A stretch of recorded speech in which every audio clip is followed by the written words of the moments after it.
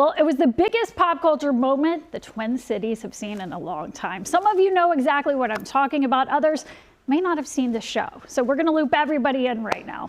Minneapolis hosted the latest season of the Netflix show Love is Blind. This show is a hit. I'm going to tell you why. 1.2 billion minutes were viewed, which actually made it the top unscripted streaming show of all time. The premise of the show is pretty unique. About 30 singles quarantined and they date in what are called pods. There's a wall between them while they date. If two people have a strong enough connection, they will actually get engaged to each other. And that's when their looks are revealed. Ideally, the couple gets married a few weeks later. This season, there was just one couple who made it all the way, Taylor and Daniel. Taylor is a colonoscopy nurse for mHealth Fairview, and Daniel a Maple Grove native. Daniel said that he was compelled to be a cast member for Love is Blind for a very important reason. My sister was born blind. She just loves people without seeing them. If I could just be a little bit like her, that'd be cool. And it was with that statement that the plot to one of the most popular shows there is thickened in the most beautiful of ways. Music has always been a huge part of my life. I remember when I was 3, my parents discovered that I have perfect pitch, so I was able to name a note on the piano just by hearing it.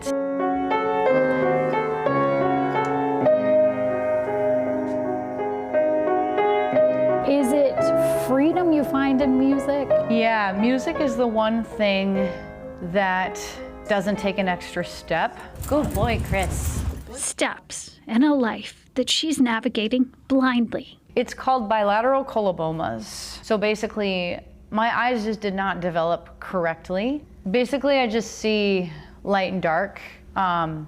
Usually I can tell if the sun's out, but not much other than that. She may not see, but does she ever do? She's a marathoner, a weightlifter, a respected scholar. Okay, so I want everybody with bells. Ring your bells. And a master of her trade. Whoa, we got a lot of bells. Rachel Hastings is a music therapist at Mount Olivet Home, where her music and her presence is well received.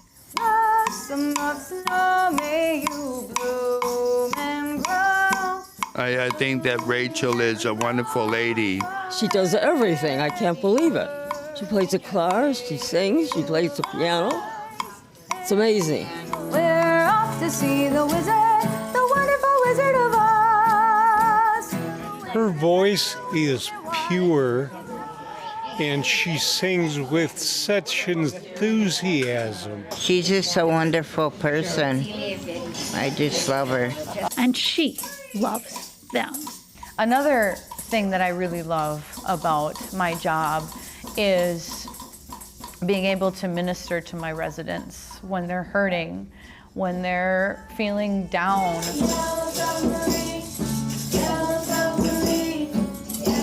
Work she was humbly doing when out of the blue, her private life became of public interest. Have you been recognized lately? So we were walking home and this random couple stops me and they're like, wait, excuse me, are you Daniel's sister? Are you Rachel? And I was like, yes, I am. And they're like, oh my gosh, we saw you on TV and whatever, we recognize your dog too. And I'm like, oh, that is so funny. I mean, what does that feel like? Oh, it's an honor. I'm super proud of my brother Daniel and just really thankful for my new sister-in-law. A love story that unfolded in front of 1 billion people on a show where people date behind walls called Love is Blind. My sister was born blind. She just loves people without seeing them. If I could just be a little bit like her, that'd be cool. And then when you heard of the premise, yeah,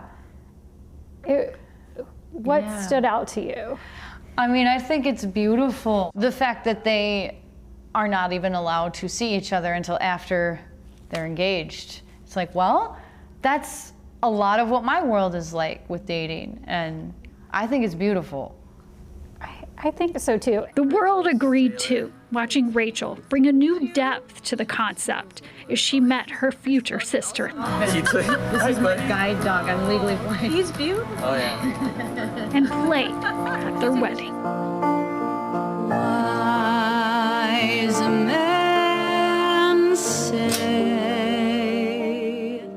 only fools rush in.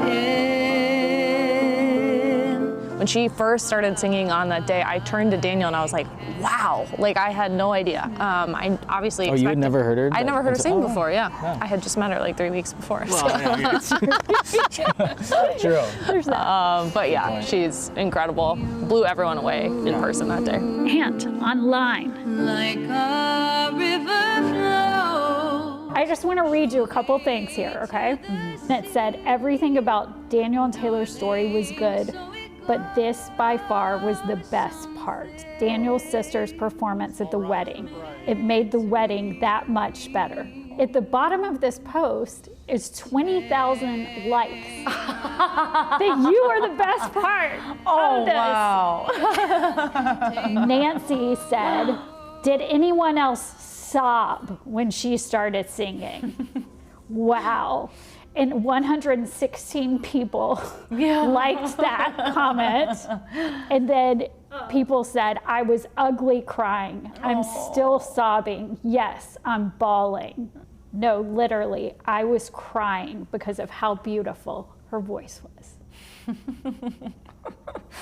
Oh my gosh. I thought it was awesome to see her put on a pedestal, and it's like she deserves that. She's, you know, she would never ask for that. Obviously, like it's emotional for us because it's our story, but to see it impact complete strangers in the world was incredible. What have you learned from Rachel? Rachel's kindness is overwhelming. I've known her for a very short time. I'm gonna cry.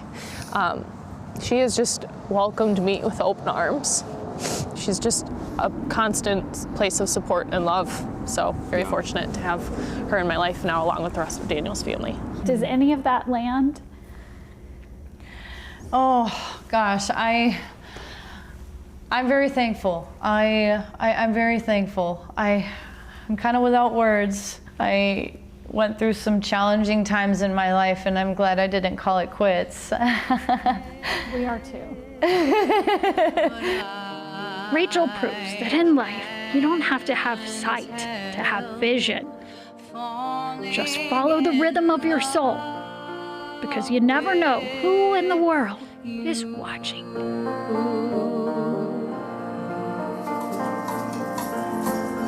5, 4, 3, 2, stop. Nice job, everybody. That was so much fun. And it was so much fun to meet you, Rachel. You can you. see Rachel is joining us live with Christopher Robin, who's down here at her feet. And Rachel, it was so special for me to meet you because when I watched the show, you just spoke to my soul. And then I saw you spoke to people all over the world. I know you're so humble, but have you absorbed any of this? Oh, yeah. I think it's important to use your gifts, and when God gives you a gift, you should use it because you never know who needs it. And you use that gift so beautifully. And I'm so glad you're here. And something else that I want to talk about, Rachel, is I want to use this opportunity to talk to people about interacting with people who are blind. Yeah. And for those of us who don't have someone in our life who is blind, who we don't regularly interact with someone, what do you want people to understand about that? Well, first of all, I want to say just right up front that people have been so good to me, and my experiences with people have been all around wonderful. And so with that said, I did come up with about 3 points that I wanted to mention, and hence the braille on my lap right here. Yeah, I love it. What's our first point? So blindness does not equal weakness. Our eyes don't work, but the rest of our body does. So it's absolutely okay to offer assistance if you think someone might need it. But just remember that there are very few things that someone without eyesight cannot do. For a sighted person, it may be hard to imagine life without eyesight. But for someone who's blind, this is their normal.